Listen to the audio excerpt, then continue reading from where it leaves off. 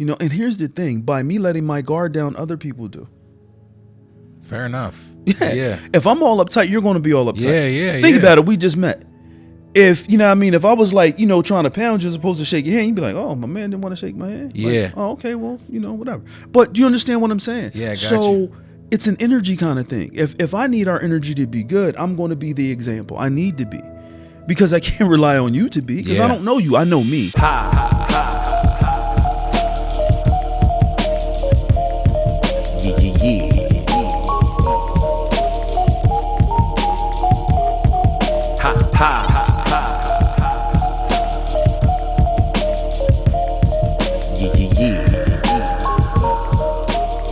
This is one of those interviews for me personally where I don't. We just met literally like 3 minutes ago, and I've had those before, and those typically are my favorite type of interviews to have because I kind of have to like learn as we're talking. I don't like doing too much research. That's the whole gist of the conversation. Is let's learn about your journey, but in real time, I'm engaging. I'm going to be asking questions as we're talking. Okay. So one of the things I like to start off with is that let's talk about, is it Gueru? Am I pronouncing it correctly? Gueru, yeah. It's just the Latin term for the word. Okay. Guru. Okay, word. It's spelled in the Latin text. Talk to me about how this started for you. Wow. During COVID, I worked as a therapist at a hospital, and during COVID, they discontinued the job or what have you, but I was working 2 full-time jobs. And as a result, I was able to, benefit from, the monies that was available due to the whole COVID thing. And I went to barber school first, and then I went to, I signed up for massage therapy and aesthetics at the same time. Okay. And then, I went aesthetics, then massage, and kind of did that. And through that part is kind of where, I thought of, just running, just having my own thing, just doing, my own business. So, through the process of all of that happening, I got my cards read, right? And when I got my cards read, 2 cards came up, and it was the 8 of club and the ace of heart. And the significance of that is the 8 of club indicates the ability to learn, infinite learning. So basically, the person who read my cards said, listen, basically what this says is you can learn whatever it is you want to learn. Like, it's not an issue for you. You can learn that. And then the ace of heart, well, that's a different story. But sticking with the 8 of club is that, when I heard that, I said, wow, that's pretty cool, So let's think of something that is geared toward learning and geared toward teaching. And that's basically what that is geared toward teaching. Teaching about wellness, teaching about how to better manage challenging situations, things like that, So we just kind of like combined it all into one. We were just kind of like brainstorming in terms of like names and what the significance of that. And that's just what, in an organic kind of way, we just came up with that, When you got your cards read and the learning popped up, was that new? Was that surprising for you? Did you always feel like you could always learn stuff? To have the information like boom, just like presented right in front of me was new. Like I didn't look at things in terms of that. Like life just kind of like happens. You know what I mean? But I was surprised, but not really. Okay. When I was younger, around I think kindergarten, like, putting the blocks and the pegs and all that kind of stuff. So my first day of school did that, got a letter on my lapel, and, went home to my mom, and she started crying and going bananas and all that. So So basically I was tested like above average IQ or what have you. Okay. And got sent to a different school and, things like that. So the education stuff, I wasn't surprised with that, but I was surprised in terms of the significance that it would impact, the impact that it would have moving forward. Yeah. So that's, that's kind of the reason why I ask you though is because a lot of people who have that ability to pick up information quickly, they don't really seem to notice it like somebody else would notice it. Like when I have friends that are like that, and and to me they just come off like, I don't know, it's I can see what you're talking about, but it's not like a big deal to me. It's just normal for me. Whereas for me, I'm like, how are you picking up so many different things and able to absorb information pretty easily? But you're saying since kindergarten, you've had that experience, education, absorbing information that came not easy because you still had to do the work, but it wasn't difficult. Well, here's the thing.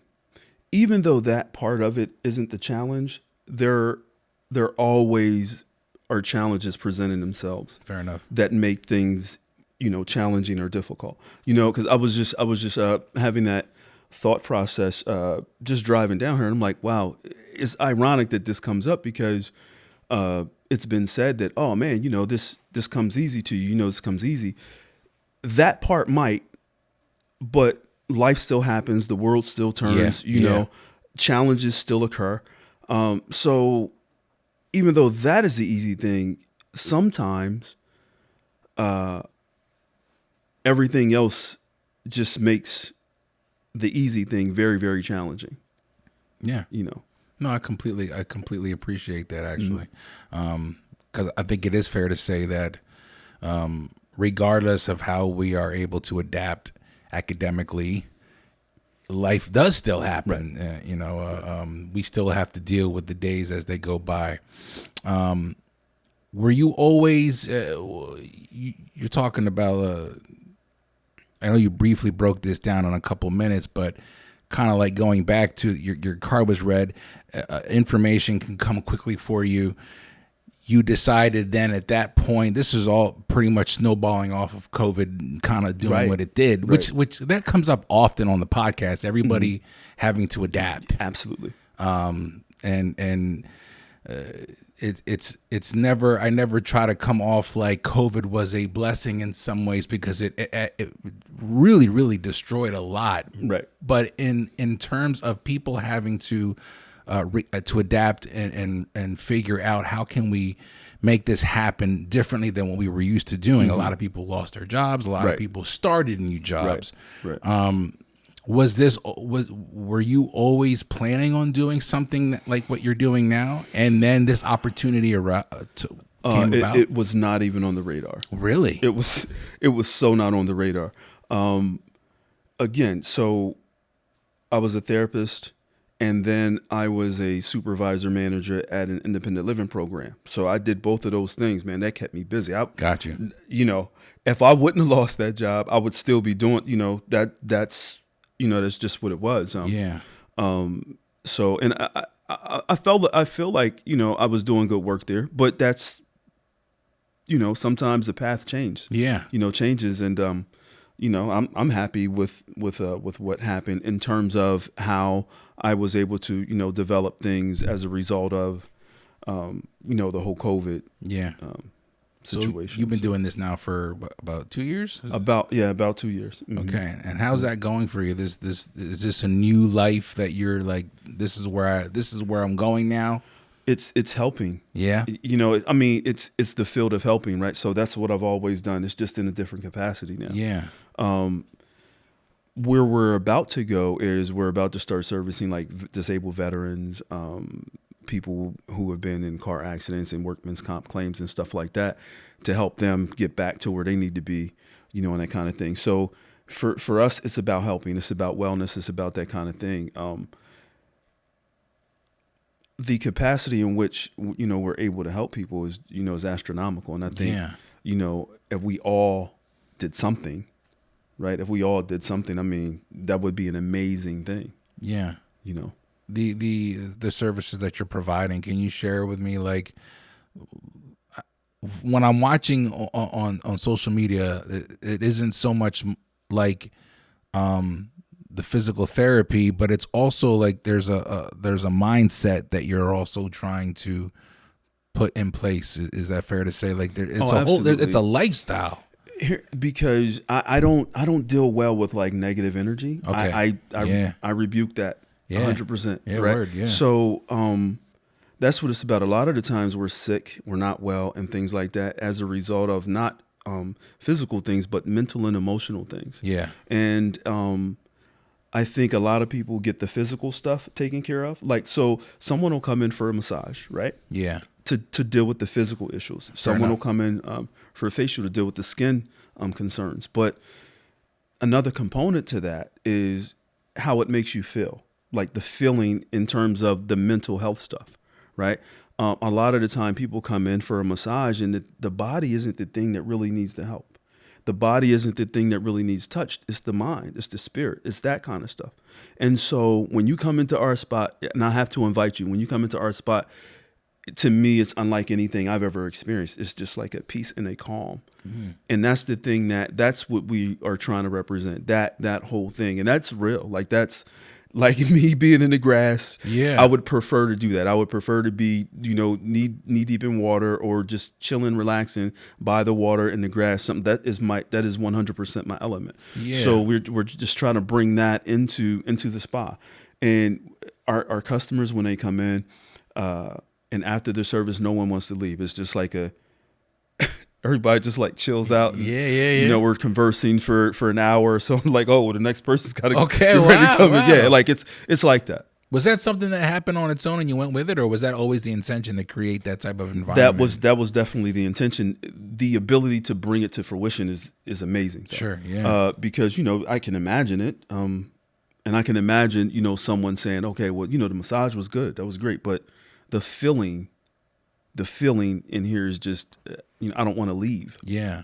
Were you always, I know that you said that the pivot was still, you were still doing the same thing for the most part, but what you're doing now, there's the element of the spiritual, mental, physical, one way or another. Yeah. It isn't so much religiously pinned to something, but it does have a sense of like being in touch with your core in more ways than one. Was that part of I think the dope thing that I'm getting from you is like and I would like to get this story as well, is like where has this the approach to the wellness more than just physical, where did that come from? Was that always part of the wanting to know how people are, taking care of them, understanding them? Because that has to come with that was the journey.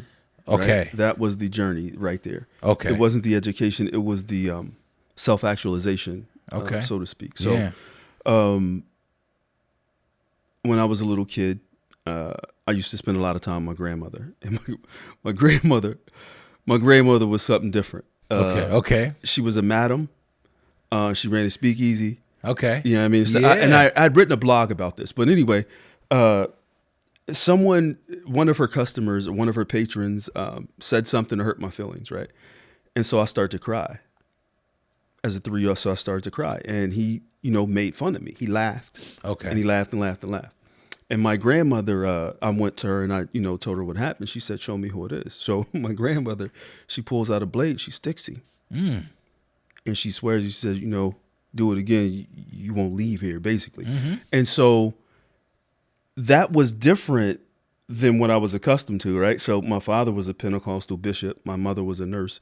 My father also worked for Amtrak. Okay. You know what I mean? So boom, there's that. Like straight-laced, religious, 7 days a week, legit. 7 days a week. Yeah. Going to church, all of that. My grandmother, not so much. But what she gave me was, number one, autonomy to think and process situations. And another thing that she gave me was the ability to understand feelings. Because what she said to me, she said, listen, no, you definitely can express your feelings any way you choose to express your feelings, as long as you don't hurt anyone. As she's wiping her blade off, you know what I mean? So I'm looking at her, clean her thing off. As a 3-year-old, I'm like, okay, sure. Well, I'm on your side regardless.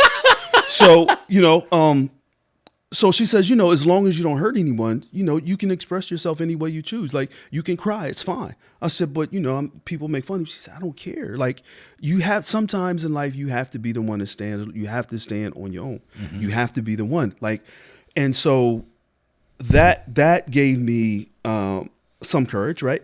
So from there, I experienced some trauma, some losses. Like my father, I was 13, April Fool's Day. Okay, wow. He goes to work at Amtrak, dies, never comes home. My mother's 8.5 months pregnant with her 9th kid. And during that process, that was the first time I'd ever seen a real life psychotic break. With your mother? With my mother, right. And so that happened, right? A couple weeks later, she gives birth to my youngest sister. And that was the first time my father was never present during her delivery. And so she came home a couple days later, and she looked completely different than what I had seen her before. And she said, I asked her if she was okay. And she said, I'm getting there. And she said, I realize what I have to do. Like she said, when I gave birth, that was the first time your father wasn't present. So at that moment in time, I had to snap out of it. And she did. Yeah. And she took on both roles, and through our relationship, like, as a 13-year-old kid, like we would converse about things to me was not kid things. Like Right. we would converse about like adult type subject matter things, right? And she entrusted certain things in me, and she confided certain things in me. And I said, wow, this is strange coming from my mother, but at the same time, it helped. And so that was kind of like the thing that got me into the field of helping, aside from the fact that they both did it anyway. Like my mother and father both did it, and actually most of my brothers and sisters are in the field of helping now. Oh, really? Oh yeah.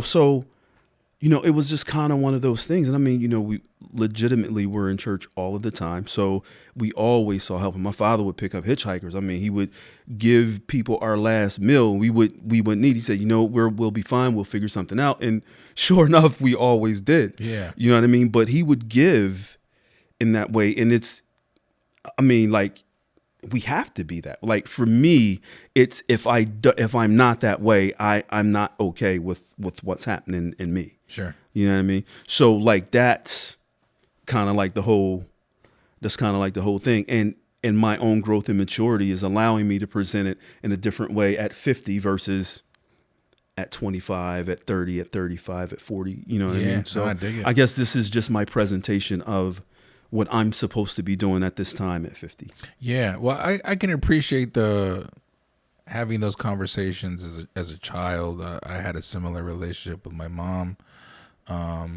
Are you the oldest? No. Okay. So where are you? I'm in the middle. Okay. You're in the middle. Mm-hmm.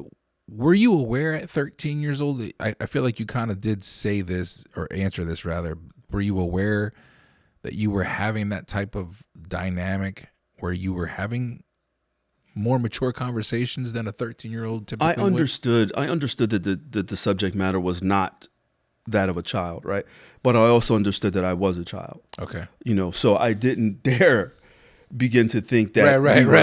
we were equals or anything like that. And I'm like, no. You know what I mean? Like I was very well, understood in that regard. So I didn't overstep any boundaries or anything like that. But if she wanted to have a conversation or wanted to share something, then that's what that was, and that was at her discretion. I mean, I wouldn't come like, "Hey, mom, what's going on with this or that?" No. Nah. Nah. Yeah.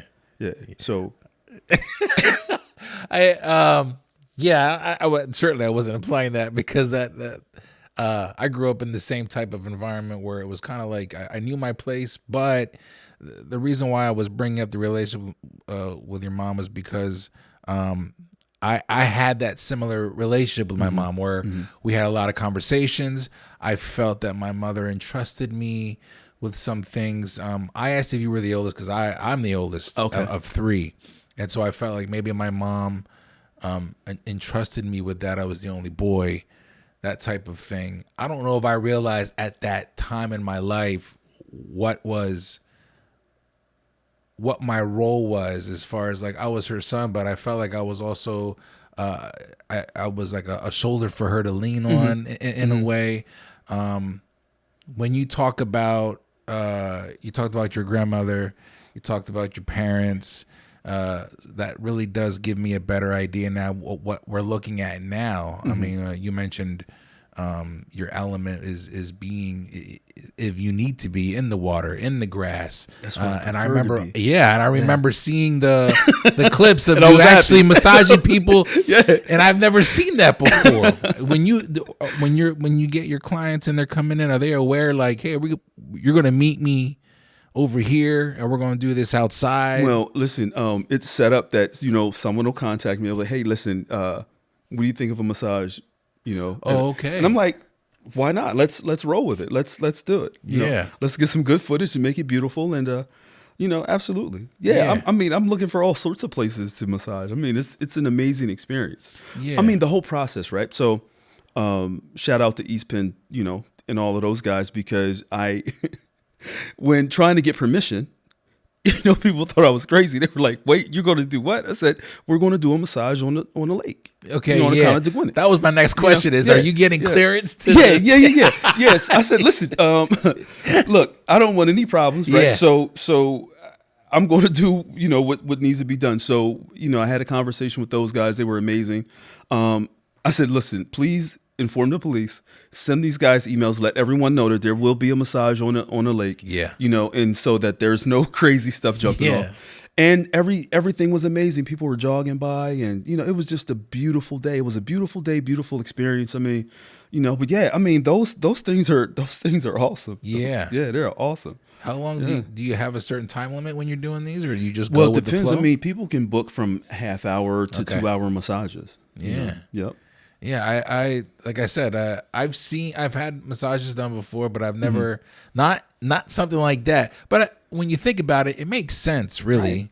Right. I mean, it's better. Yeah, yeah. Is it like are there?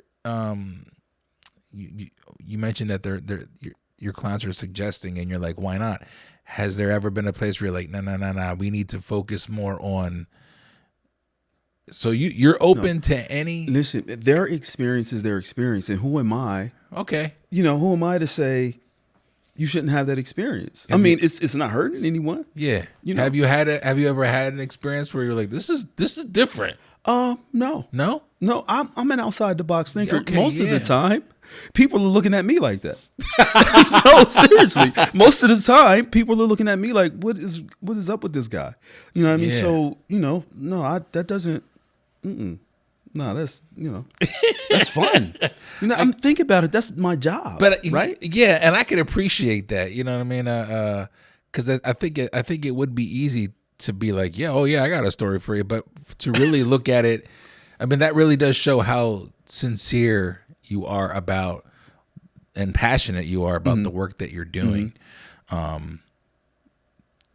Take me through what is it you're looking for when you're giving a massage?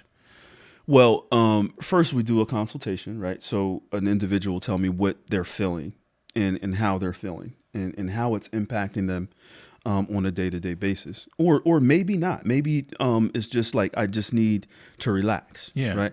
So for someone who just needs to relax, what you look for is just areas of tension. Okay. And so the areas of tension will be more solid.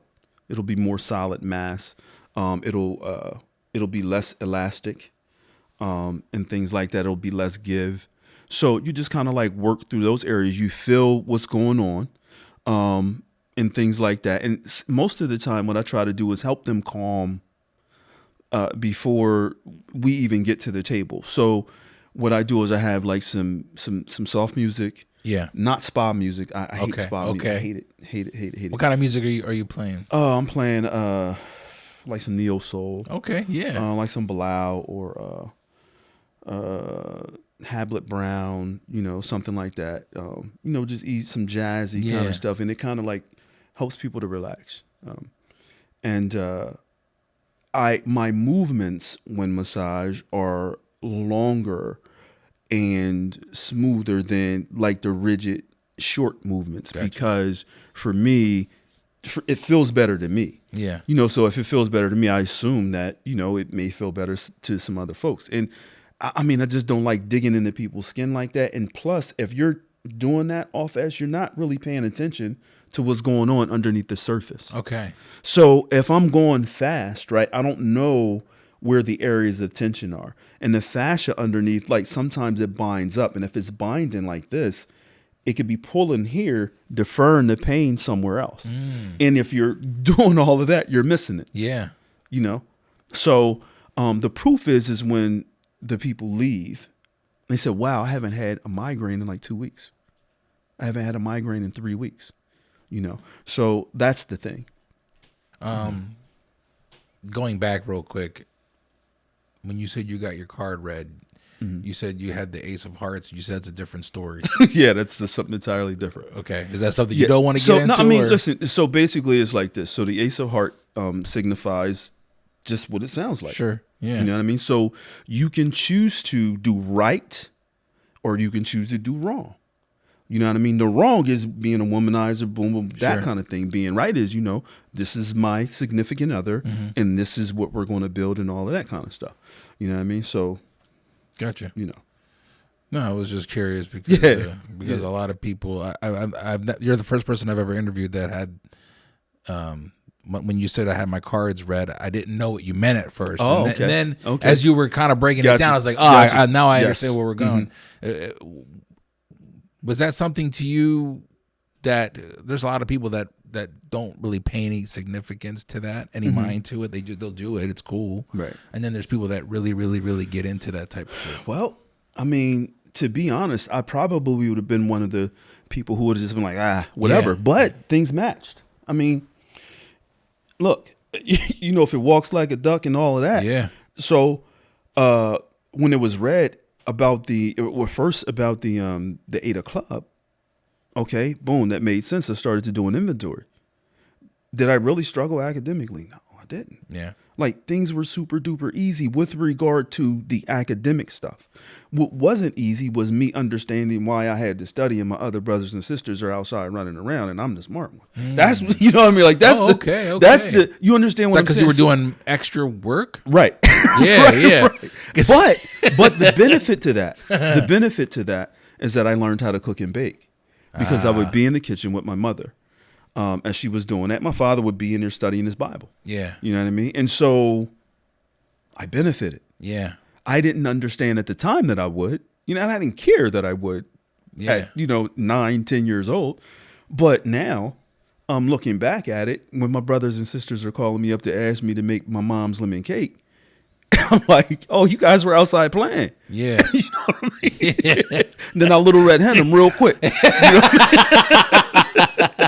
Well, I can appreciate that. And I think a lot of people miss that part where it's kind of like you could easily have been focused on what you were losing out as a child, right, if you wanted to look at it that way. Right. But what were you gaining? There's a lot of things that we gained because we were busy doing what we didn't want to do as a child. Right. You know what I mean? Right. And in my recollection of childhood, there's a lot of conversations with adults because I was the oldest, so I was always responsible for my sisters. And so I had a lot of conversations with my mom. She was a school teacher. All her friends that were teachers, when they would come over, I was the oldest. I had a lot of conversations with my uncles. I had a lot of conversations with my own teachers in school because I was a little bit more mature for my age. Mm-hmm. And I always kind of like dwell sometimes on like, I was responsible for so much, but I didn't realize like even what I'm doing right now with the podcast are probably because of the interactions with so many people I had as a young child, right, because of I was responsible for so much. Right. So I can appreciate the kind of the other side of the coin, mm-hmm, perspective. You ever take a look at what you're doing and how it's impacting other people's lives, or maybe even your life, like the interaction that you're having with people and how you're creating something that's extremely beneficial? Do you ever take time to like realize the impact that you're having? Nah. Yeah. Because I don't want to believe my own hype, man. Okay. You know what I mean? Like I'm not done. Like, you know what I mean? Like, yeah. I don't want to admire myself. That's for other people. Okay. You know what I mean? I don't I just keep it moving. I just, on to the next thing. Boom. Just, you know what I mean? 'Cause to me, it's not important. Yeah. I'm not important, man. Like, I'm not, you know what I mean? I'm just a guy, you know what I mean? Like, who goes to work and try to do some things. Like, you know what I mean? Like, I don't, not at all. That's not. You're very selfless. Oh man, that's not who I am. Yeah. You know what I mean? But I just want to help. That's it. Fair enough. Yeah. Yeah. Mm-hmm. I think the reason why I ask is because I think people who do the type of work that you're doing, not even so much like massage therapy, but just the interaction of helping interaction of people helping people. Mm-hmm. Because you're not only are you doing what you're doing, but you're also like engaging in conversation, you said. And so maybe the topics of conversation that you're engaging with, helping somebody navigate through their thoughts while they're getting their body massage, that's leaps and bounds of improvement that you're providing. So it's not so much so to dwell on like what I'm doing, but like the contribution to society, one person at a time. Right.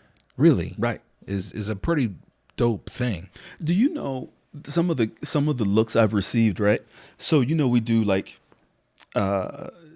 we just at a random spot, it was just boom, I pull my chair. I'm like, okay, whoever comes through is getting a free chair massage today. Okay. People look at me like I'm nuts. Absolutely nuts. Because you're just some dude standing out there. Now here's the deal. Now I realize, right? No. I realize how that may look, right? So no, we got a banner.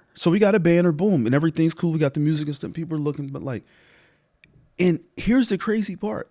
It's not because I'm massaging. It's because it's free. Oh. It's because it's free. People are looking like, what is, like, they think something's going to. They think like, what's the catch here? Yeah, right. And I'm like, there's no catch. There is no catch. Yeah. What I want you to do when you leave from here is do something nice for somebody else. That's it. There you go. Pay it forward, right? That's it. Yeah. They're looking like I'm insane. Like, what is going on here? Yeah, I mean, people, what kind of world is it, right? Where we can't get accustomed to people doing some nice things. Right. And that was actually kind of like my next question. Like, through this process and endeavor, what have you learned about people? Nothing. Because I already knew people. People are people. Yeah. People are people. People are scared. People are not scared. People are fearful. People are anxious. People are stressed. People are happy. People are sad. Yeah. People are people. Yeah. Yeah. But even the experience of like people kind of like being standoffish. I try to see it from their perspective. I think what it's showing me too, though, in a way, it's kind of like you're right. We're very guarded as a society, which, I was talking to my wife a couple of days ago because she watches the news every morning when we get ready. And I typically listen on the way to work because I don't like seeing the news. Right. It really puts me in a foul place. I don't like it. Right. And so it's kind of like, where are we as a society? We're so guarded, and it's just, somebody can't do something as nice as being like, yo, I'm offering a free massage. Because I'm the kind of cat that's going to be like, what's going on? You know what I mean? Like, because I think we're so conditioned as a society to be so very protective. But see, for me, I'm the guy that'll sit in the chair. You are the guy that'll sit in the chair? I'm the guy that will sit in the chair. Yeah? Yeah. Yep. Absolutely. So, I mean, the thing is like this. So how can I expect, right? How can I expect someone else to take advantage of something like that if I can't? Yeah. If I'm being like that, then I'm no better than anyone else. Yeah. And here's the thing, by me letting my guard down, other people do. Fair enough. Yeah. If I'm all uptight, you're going to be all uptight. Yeah. Think about it. We just met.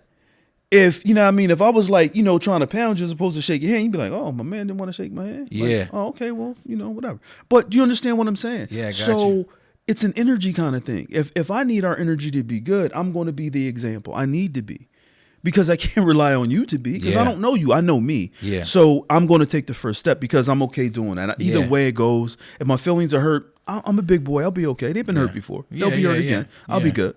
You know what I mean? You're comfortable. You're also comfortable in your own skin. So you're going to make that jump because you're safe within yourself. Right. You're comfortable within Right. yourself. I can understand that. Mm-hmm. You mentioned energy a couple times, and I'm a big fan of that. I'm a big believer in not only recognizing it but honoring it. Like if I see it and feel it, it's there. I'm not gonna question it one way or the other. And when it comes to that, for you navigating in this life, your life, how are you with the energy game? Are you, like you said, you recognize someone's energy? If it's bad, you're staying away from it. It's one of the first things you said. Well, I mean, the physiological things, right, are the things that I notice first, right? Because I mean, like from across the room, I might not feel your energy, but if you're, you know, if you're doing all of that kind of stuff, I'm like, oh, he's wild over there. Like, what's going on? You know what I mean? So if things aren't, if I see that things aren't right and moving right in your spirit, I already know that the energy's off point. Yeah. And so I'll tell you to go ahead and keep it over there until you get that together, because I've done that. Okay, yeah. You know, I was at work one time and someone came over telling me what a kid said he was going to do and this and that and all this, and he's, you know, freaking out. I said, hey, my man, listen, I didn't punch in yet. You get away from me with that. I don't allow all of that in this area. Like, nah, you need to go over there. Once you've calmed down, right, and you're able to articulate what you need to articulate, then you come on back. Yeah. And then we can have the conversation. But until then, I can't talk to you, man. You're not bringing that over here. Oh, I'll put it out. Yeah. I don't allow it. Yeah. I don't allow. No, that's just like, you know, we're having a conversation, not you and I per se, but if I'm having a conversation with someone and it's a, you know, easygoing conversation, and then it turns to the left, I can just remove myself from that. You know what? I'm not going to continue to stay there and have a conversation. Yeah, word. And feel, right, all of these negative feelings and emotions. Like, that's ridiculous. Yeah. I don't have to. It's one of the things that I've learned when I was getting older. I'm 44. I'll be 45 in April.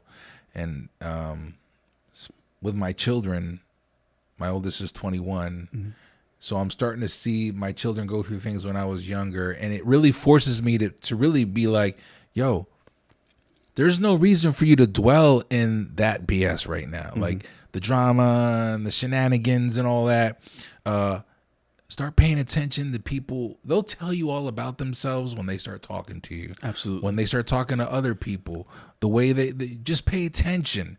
I don't know if I have this conversation a lot. I actually have an episode called Energy. It's the very beginning of the podcast. Mm-hmm. And I speak about this where I'm just like, honoring my energy, respecting my energy, not wasting my energy, and trying to surround myself with like-minded people so that I can at least better myself, because I'm not perfect, you know, and I'm going to have my moments of like, damn, I'm really wasting time. I'm really wasting energy. Mm-hmm. But, and I'm curious to pick your brain on this. How do we, or how do you rather, in what you're doing, encourage people pay attention to your energy, surround yourself? Are you doing stuff like that? Are you coaching? Are you doing any type of coaching? You know what my coaching is? The being and the doing. You know what I mean? The actual act. Action. Yeah. Yeah. So here's the thing, because if you tell people something, they're going to take it or they're going to leave it or whatever. Fair enough, yeah. But when you're doing it, right? When you're doing it, people notice. They notice. Yeah. You know, because think about it. Like, you can get good information from somebody who's not doing what they're saying you should do. And as a younger person, right, you probably would be like, or I probably would be like, look at this dude. This dude telling me to do something. You know what I mean? Here you go, doing the same thing you're telling me not to do. Right? Because I've done it. I've said it. As opposed to say, wow, that was good information regardless. You know, I learned that as, you know, getting older. Yeah. Good information is good information. Yeah, fair enough. If it's good, it's good. It doesn't matter. The source doesn't matter. Because even though the source may not be a good source, the information is good. Therefore, somewhere within the source, there's some good in there also. Yeah, fair enough. You know what I mean? So, you know. No, I dig it, yeah. Are you from the area or no? I am from Harrisburg. Harrisburg? Born and raised. Yep, Hall Manor, South Side. Okay. Yeah. Okay. Yep. So is that where you came from now? No. I'm I just came from Harrisburg now to come down. Okay. So you live in Harrisburg. I'm always curious because I'm like, damn it, like that's a long drive. It's a half hour. So I'm very grateful. I'm always curious of where people are coming from, but I'm also curious like where people are at now as opposed to where they're from, and Pennsylvania, Central PA. So you're from this area. The reason why I bring up Central PA in this area is because it's very, very compared to other people that are from Philly or New York. It's very quiet. I mean, I'm from Lancaster. It's quiet as far as like, it's the agriculture. It's the. Sure, we can talk about the Amish. We can talk about that lifestyle. When people think of PA, they think of that. Right. Do you feel that you would be able to establish what you're doing anywhere, or does it really help being in an environment that's very rural, quiet? Actually, other places are more welcoming of spas and massage and stuff like that. So I'd probably do better in other places. Really? Oh yeah. Yeah, like bigger cities, you know. But what I mean? talk Stuff about like that. the out by the lake and whatnot, like that type of game. Oh, but see that you could do that anywhere. Yeah. Yeah, you could do that. Only thing you have to do is get permission. You know, the tables are portable. Fair enough. You know, Yeah, I mean, I dig what you're know saying. what I mean? just Yeah. Look, I could pull the table out right out there. yeah. Boom. You know what I mean? Like, you know, that can happen anywhere. The thing is like when people, I'll tell you where we could really, you know, get into some dollars and cents overseas. They're less prudish over there. Oh, fair enough. Yeah, they're less prudish. Like, and plus, like, those guys have gotten massage since they were like babies. You know what I mean? So they're accustomed to the world of massage. Okay. You know what I mean? So it's to them, it's just like a lifestyle. It's like us going to the gym and playing basketball, or going to the gym and working out, or you know what I mean? Going to play flag football or something. It's like that. Yeah. Have you ever thought about doing something global? What you're doing now? I hadn't, but I mean, who knows? Did I just plant something in your? I don't know, maybe. You know, opportunity knocks and all that. Hey. You know, I just I didn't know that when you said that about overseas and that it's more of an accepted lifestyle over there. It makes sense now that from the stuff that I've seen and read and watched and people that I've talked to. Yeah, you're right. My son, he's trying to get me to move out of here. He's trying to get us to move out of here. He said, Dad, I'm telling you, man. He said, anywhere I could drop you. He said, I could take you to Vegas, you'll be rich. California, you'll be rich. Yeah. He said, down Florida, you'll be rich. He said, Georgia, you'll be rich. You know what I mean? But I'm assuming for you, it ain't. I understand dollars and cents, but at the same time, it's the what you mentioned earlier that it wouldn't feel right here. Right. So how do you balance the two with knowing that you could probably move somewhere and have a lifestyle that's I pretty mean, remarkable. these are my roots here. I mean, my grandbabies are here. Gotcha. You know what I mean? Like this is my home. Yeah. You got grandchildren? Oh yeah, man. How many grandchildren? Yeah, I have 4. Oh, yeah, nice. 4. Yeah, the oldest one will be 13. Youngest is 9. Okay. Yeah. Okay. So 9, 11, 13. Okay. Yeah. So you got some roots here. You ain't going nowhere. Yeah, no, man, not at all. Have you ever thought about if you weren't doing the massage and the wellness, what would you be doing? Because I brought up coaching earlier because I feel like there's like a life coach, a mentor. I've always done therapeutic kind of work. Okay. So that's what I would be doing still. You know what I mean? Actually, you know, I do a little bit of part-time stuff for PA counseling too. Okay. Oh, yeah. Wow. That makes sense. Yeah. You know what I mean? Okay. So yeah, still, you know, with the kids still, you know. Yeah. Yeah. Well, I can appreciate this, man. One of the things I like to wrap up my interviews with is I did this seasons prior. I was trying to change it, but I'm gonna go back to it. Is what is the game plan for you? To continue to live and be happy. That's it. I mean, whatever that means, I don't know yet. I mean, because guess what? I have a plan right now and an idea right now, but it might change when I walk out the door.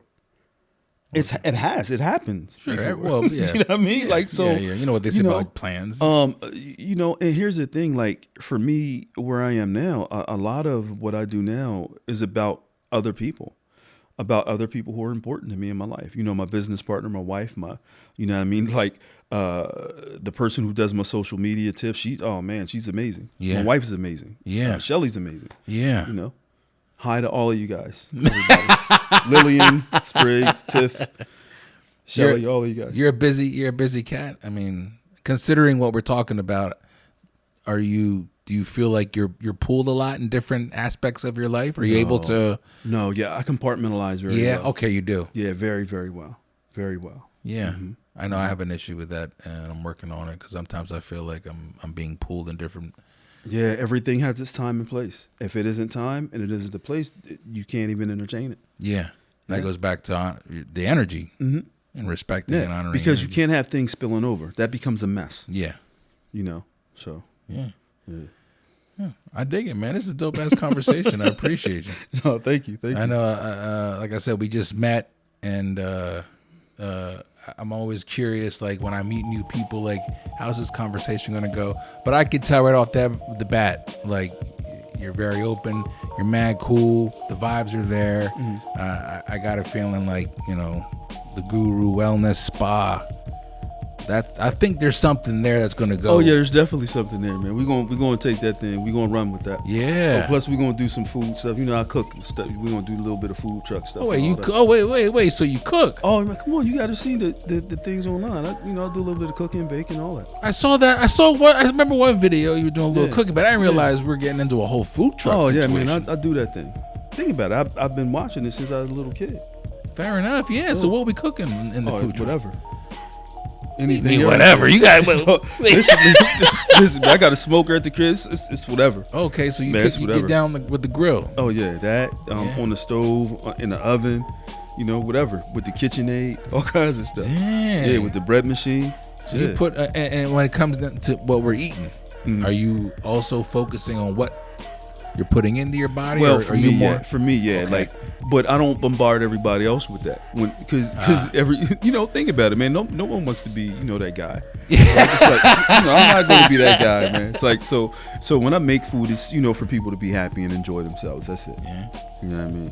Okay. Yeah. And the whole food truck situation, you don't have anything in the works, or we got a little bit of something, you're keeping that close to the chest. You're not gonna just for right now. Just when I come back, then we'll, fair we'll enough. Okay, we'll have more info about that. You know what I mean? All right, brother. Yeah.